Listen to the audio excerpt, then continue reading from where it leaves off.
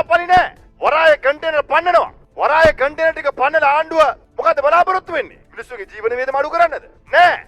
අවසානයේ වරායේ කන්ටේනර් ටික පන්නපු ආණ්ඩුව අද වෙනකන් ඒ සඳහා ක්‍රියාත්මක වුණාද?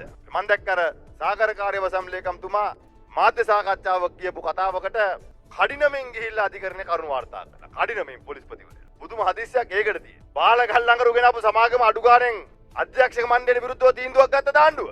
හැකර් කෙනෙක් හොයන්න ආණ්ඩුව මහන්සි වුණාද? රට ගියාද හැකර් හොයන්න? පහුගිය කාලේ ඕස්ට්‍රේලියාවේ ගියා කිව්වනේ කට උත්තර ගන්න. කීපුලාවේ හැකර් ගැන ඇහුවද?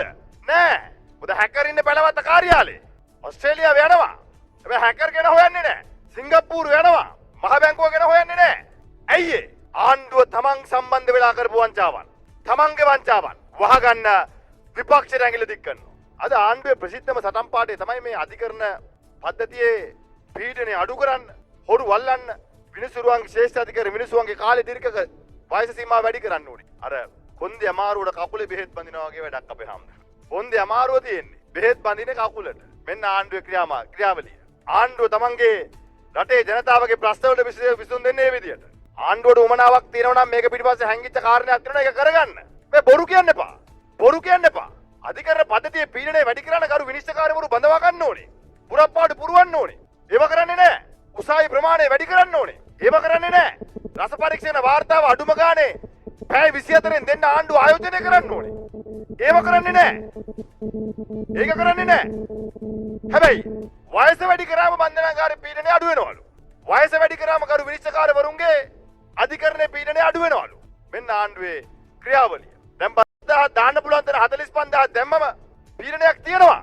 මේක අපි කිව්වම මේක පෙන්නලා දුන්නම ඒකට සූදානම් වෙන්නේ නැතුව ඒකට අවශ්‍ය පියවර ගන්න නැතුව අඩු ගාණෙන් පහුගිය අයවැයෙන් ගරු අමාත්‍යවරයාට වෙන් වෙච්ච මුදල් වලින් අඩුම ගාණේ බන්ධනාගාරවල වැසිකිලි කැසිකිලි පහසුකම් හදපු නැති ආණ්ඩුව අද සුපුරුදු පරිදි ජනාධිපතිවරයා බලේ ඉන්න කාලේ මෙවැනි සිද්ධියක් සිද්ධ වුණා. ඇවිල්ලා කිව්වා ආණ්ඩුවක් කියනවා. ඒවකට තිබිච්ච ආණ්ඩුව. කවුද කියන්නේ අනුර කුමාර දිසානායක ජනාධිපතිවරයා පාර්ලිමේන්තුවේ කියලා. හැම පුරවැසියෙක්ම ගේම ජීවිතේට ආණ්ඩුවක් කියනවා. දැන් එයාලා ආණ්ඩුවේ ඉන්නකොට මේක වුණාම මොකද කියන්නේ? විපක්ෂයවක් කියන්න ඕනේ. මේක ෂුවර් එක නාමලයාගේ වැඩක්. එහෙමනේ කියන්නේ. මේක ෂුවර් එක නාමලයාගේ වැඩක්. මේක විපක්ෂයවක් කියනවා නාමල්වක් කියන්න ඕනේ. ජනාධිපතිවරයා කියන්නේ. ආණ්ඩුව කියන්නේ. ආණ්ඩුවට එහෙම පේනවත් දන්නේ නැහැ මම බැලුවම් පොඩි. මේ මෙහෙම පොරක් කොහොම හිටියට මේ බය.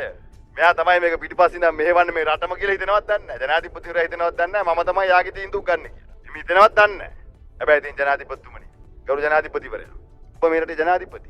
ඔබට වගකීමක් තියෙනවා. මේ රටේ මිනිස්සු වෙනුවෙන් පෙනී හිටින්න. ඔබට වගකීමක් තියෙනවා මේකට අවශ්‍ය පියවර ගන්න. මේ හැම එකටම